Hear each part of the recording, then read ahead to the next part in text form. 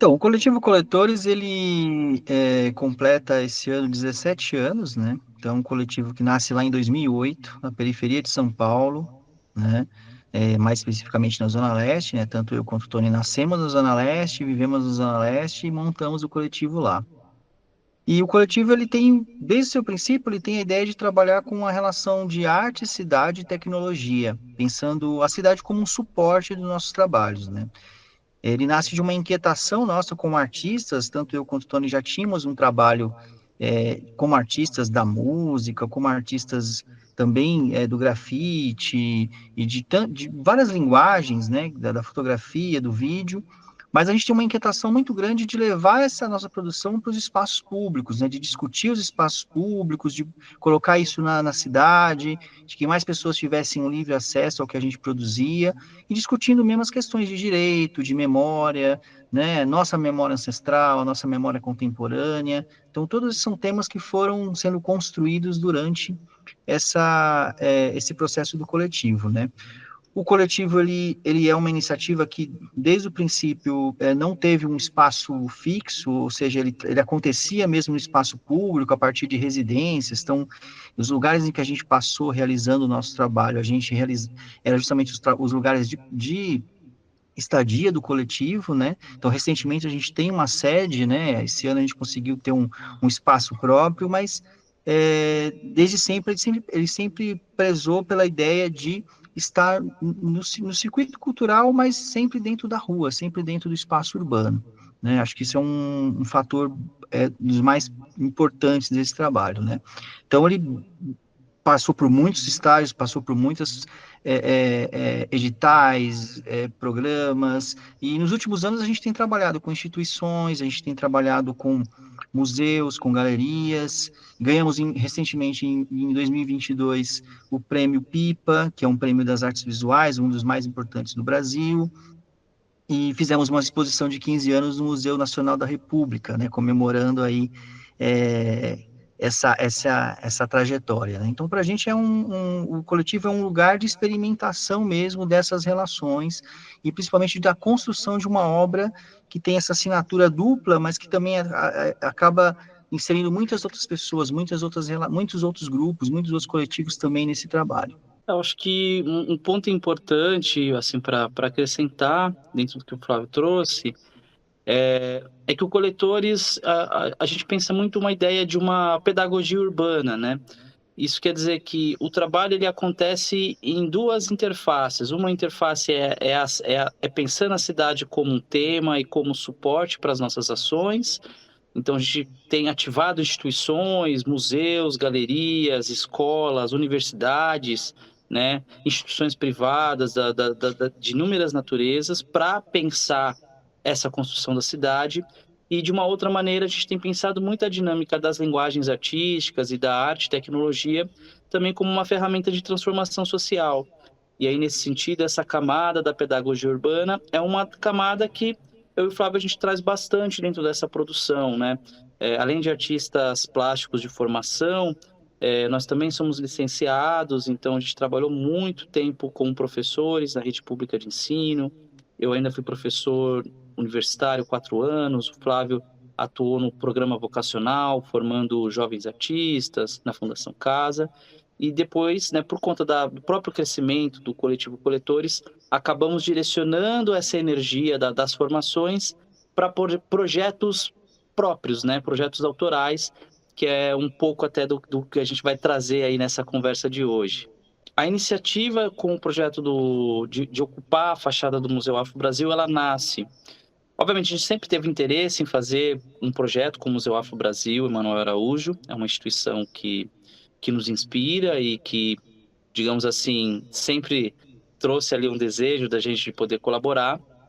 E aí, neste caso, o Coletivo Coletores, justamente por sermos uma referência no Brasil e no exterior, na linguagem, por exemplo, do videomapping, que é essa linguagem que a gente trabalha bastante, ocupando a cidade, o primeiro ponto era essa expertise que o museu buscava, né? Obviamente, por sermos um coletivo interracial, por ter uma pessoa negra, né, no caso eu, e a ideia, por termos justamente essa bagagem com a formação, com curadoria e tudo mais, o museu achou interessante propor, jogar na nossa mão aí essa responsabilidade de juntos aí desenvolvermos um edital de ocupação. Então a gente fez um primeiro edital em 2023, de uma forma mais introdutória, foi um evento pontual. Selecionamos 3 artistas de várias partes do Brasil.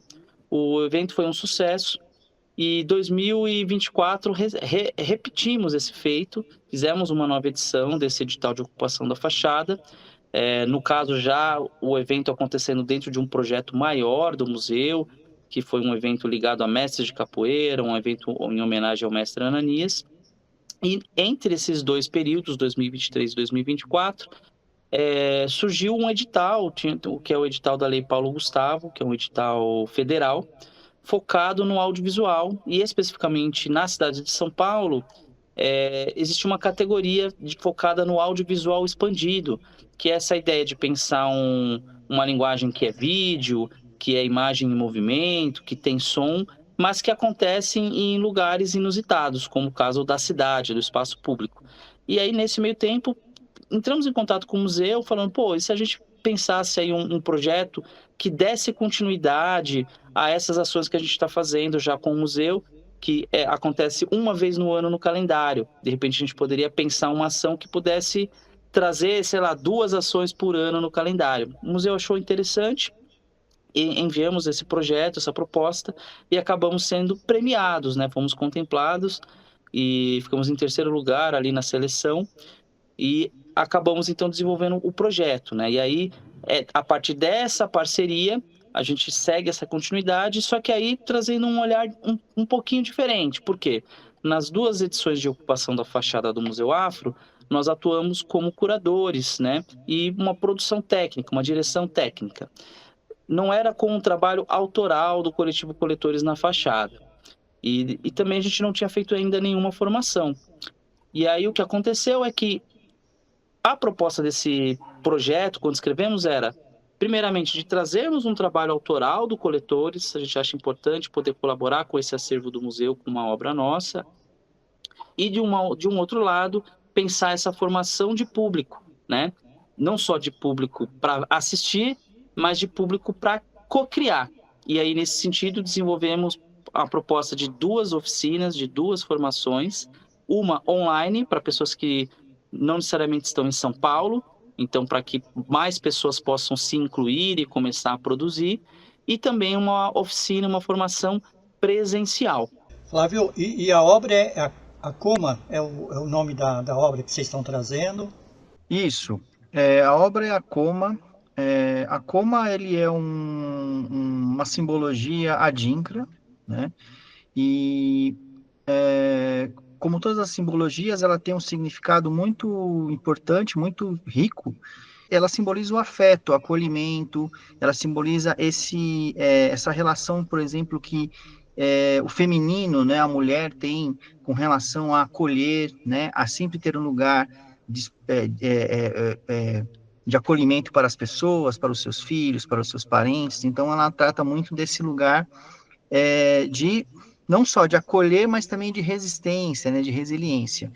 E aí a gente, então, dentro desse trabalho, a gente construiu uma homenagem, né, a essas referências femininas, né, que são referências importantíssimas tanto para a luta de resistência, quanto para um significado diverso, né, que a mulher, não só, a nossa referência não só a mulher brasileira, mas também a mulher latino-americana, tem dentro da formação do próprio pensamento do coletivo, mas principalmente uma homenagem a essas figuras. Então, é uma animação, né, a obra é construída por uma animação, onde os rostos e corpos dessas heroínas e referências importantíssimas para a gente figuram e se entrelaçam uma trilha sonora. Então, para a gente é muito importante, é um trabalho que brinca com a fachada, né? Ou seja, que ele, como todo videomapping, ele tenta trabalhar com a fachada, trabalhar com a imagem da arquitetura, mas entrelaçando um significado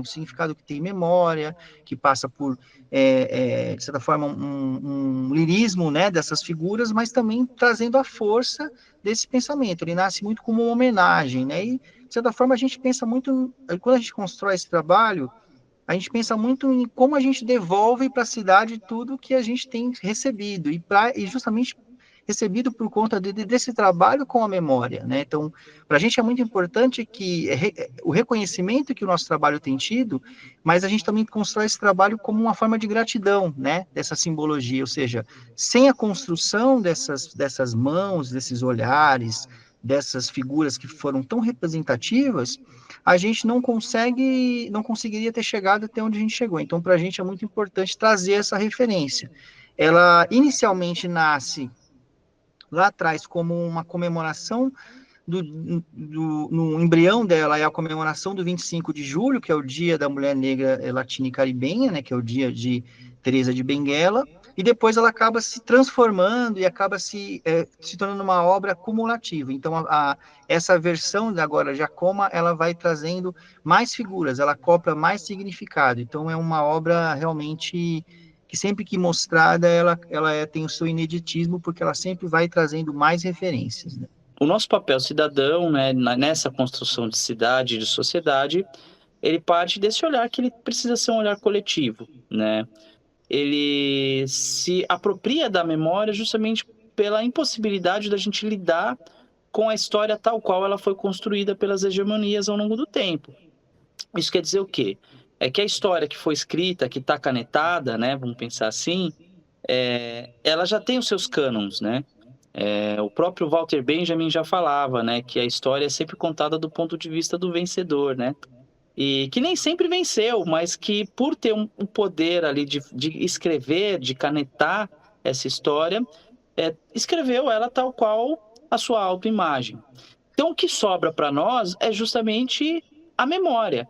Porque a memória ela é viva, né? Ela permanece como uma referência de resiliência, de resistência, e que, se ela for bem trabalhada e preservada, a gente consegue criar uma contranarrativa dentro desse olhar oficial. Porque é isso, né? Como você mesmo disse, ó, você está trazendo nomes que durante um tempo eles até puderam ser grandes referências, mas com a reescrita e a reestruturação da história e da sociedade, essas histórias elas foram ali soterradas, né? Então, quando a gente lida com a memória, a gente parte de vários princípios, de figuras históricas, de territórios, de movimentos culturais, sociais, e o que a gente tenta trazer existem memórias que elas foram apagadas, existem memórias que elas foram editadas, memórias que foram soterradas, né? Personalidades que foram perseguidas. Então, o que tentamos fazer com a nossa produção é usar a memória como uma contranarrativa, de pensar a partir do olhar que foi construído socialmente, coletivamente, uma visão mais afetiva, né, com relação a histórias que nos interessam, que têm a ver com esses apagamentos, e ao mesmo tempo procurar ser mais crítico com alguns pontos históricos e algumas figuras controversas que foram construídos ou concebidos como falsos heróis, né? Então a gente procura, ao longo do tempo, aprimorar esse processo. No meu caso, como mestre em ciência da informação, eu tenho o cuidado com o filtro, o processamento desses dados e como que a gente aglutina isso dentro de uma espécie de um dataset, né, de um banco de dados, e converte isso e pensa isso como obra de arte, devolvendo essas memórias para a paisagem, devolvendo essas memórias para a sociedade. Então, quando o Flávio traz esse referencial do Acoma, para nós o Acoma ele é esse resgate afetivo dessas figuras históricas, né? Dessas memórias que foram soterradas, dessas figuras que foram perseguidas ou que foram abandonadas. Então, para nós é um papel que é quase como uma curadoria viva, como o Flávio bem disse, é uma pesquisa que ela não tem fim. Então, ela começou lá atrás pesquisando a história de Carolina Maria de Jesus, de Teresa de Benguela, e aos poucos foi ganhando outros contornos, como Conceição Evaristo, Sueli Carneiro, Beth Belli, Beatriz Nascimento. Então, essas histórias elas foram ganhando corpos, né?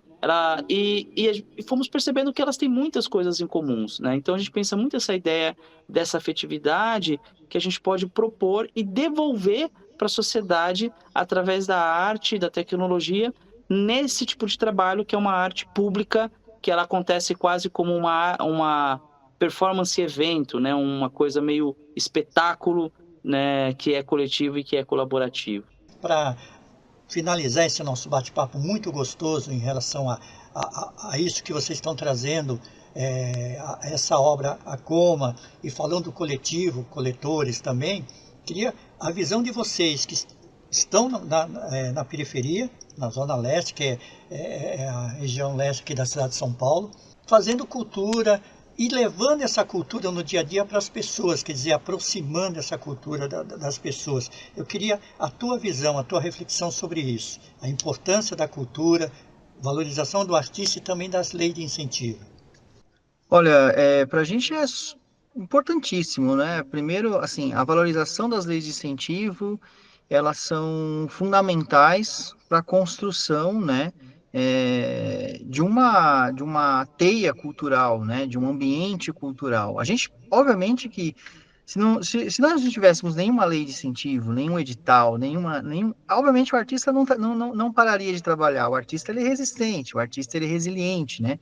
Ele produz independente dos recursos, né? E isso talvez o que faz o artista ser esse ser tão incompreendido na sociedade, ou seja, mesmo passando dificuldades, ele não deixa de se expressar, ele não deixa de se colocar, ele não deixa de entregar para o mundo um ouro, porque de certa forma é isso, né? A gente lida muito com um ambiente cultural, e isso é uma coisa que a gente tem notado, como se fosse algo que está aí, né? Quando na verdade não, ele é fruto do pensamento de pessoas, ele é fruto do pensamento de trabalhadores da cultura, de pessoas que produzem, que acordam de manhã e falam, olha, eu vou produzir hoje um trabalho, mas não é um trabalho para si, é um trabalho para o outro, né? Então é sempre algo que ele entrega, né? Antes ainda de ser esse objeto em que o ambiente cultural pode comercializar, pode expor, né? Pode colecionar.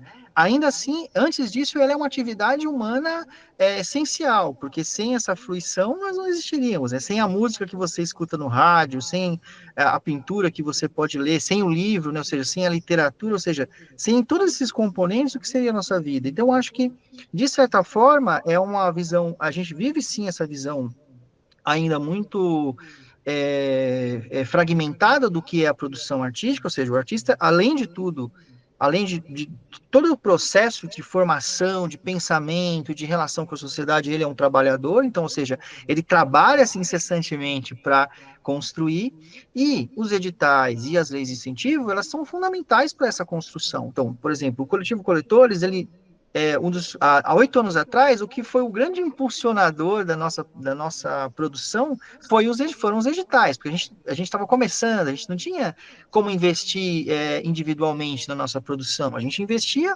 em pensamento, a gente investia em projeto, né? Mas quando a gente conseguiu acessar os editais de cultura da cidade de São Paulo na época, e depois os editais estaduais e depois federais, a gente percebeu o quanto isso foi importante. Então, hoje a gente entende que sem essas leis de incentivo, nós talvez não teríamos existido enquanto coletivo, né? Teríamos talvez existido enquanto parceiros ali de um hobby, de alguma coisa, mas não entregando o que a gente entrega hoje. E isso é fundamental, porque sem essa construção, que ela sempre independente dos artistas, ela é sempre coletiva, a gente não consegue chegar nesse macro que é a sociedade. Pensar uma cidade como São Paulo, por exemplo, onde você tem tantas mentes brilhantes, onde você tem tanta gente talentosa, como escoar isso? Como a gente conhecer isso? Como a gente vê isso? Então, é muito importante a gente criar mesmo realmente um fortalecimento dessas leis. E acho que para fechar, e depois o Tony pode complementar também, acredito que o trabalho da cultura, ele não é só o trabalho da cultura, né? Ele não é só o trabalho da arte, né, que está intrincado ao trabalho da cultura, ele também está ligado à produção de serviços, ele também está ligado à produção de alimentação, né? Ele está ligado à produção de locomoção pelas cidades, de espaços públicos, ele revitaliza lugares, ele revitaliza centros urbanos, ou seja, se a gente for pensar, por exemplo, no quanto espaços culturais, né, conseguem revitalizar os lugares, o quanto eles conseguem trazer vida para os lugares, né, e se a gente pensar sem esses espaços, então a gente começa a imaginar o quanto isso é importante. Então, nosso papel hoje, que a gente sempre fala, é de uma pedagogia urbana, de uma pedagogia, né, que se dá na relação de falar, olha, o que a gente está entregando, a gente quer receber, mas a gente quer dialogar também sobre essas possibilidades, né? Sempre num propósito mesmo aberto. E eu acho que complementando dentro do que o Flávio trouxe, esse processo realmente dos editais ou de processos que fomentam, né, produções, isso a nível público, a nível privado, ou até mesmo a projetos independentes, eles são muito importantes porque a gente consegue, de alguma maneira, criar um desvio nessa lógica ordinária que a gente tem ali dentro dos circuitos, dos sistemas de arte e de cultura.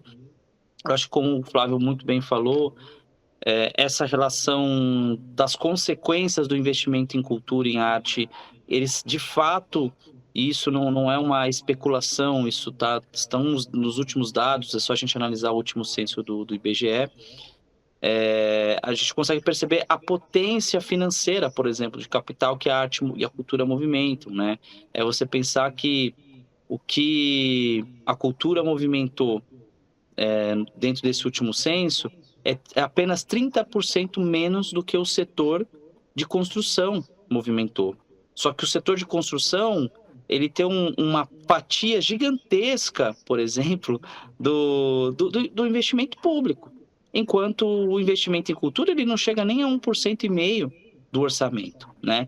Então, a gente pensar que sem investimento, o retorno de empregos, de trabalho, de recursos, ele é quase pau a pau, nos coloca a seguinte reflexão: e se investíssemos proporcionalmente o que investimos em outros setores, investíssemos na cultura? Qual tipo de sociedade estaríamos co-criando, né? Então, para além de só ficar na especulação, o que tentamos fazer é buscar também acessar esses recursos e mostrar o que podemos fazer com eles e também estimular. Então, para além de fazermos um trabalho 100% autoral, sempre deixamos sementes, né? Fazendo essas formações, invitando, convidando mais pessoas a participarem, a se apropriarem e a co-criarem a partir disso. Então, hoje somos frutos desses processos do passado, né?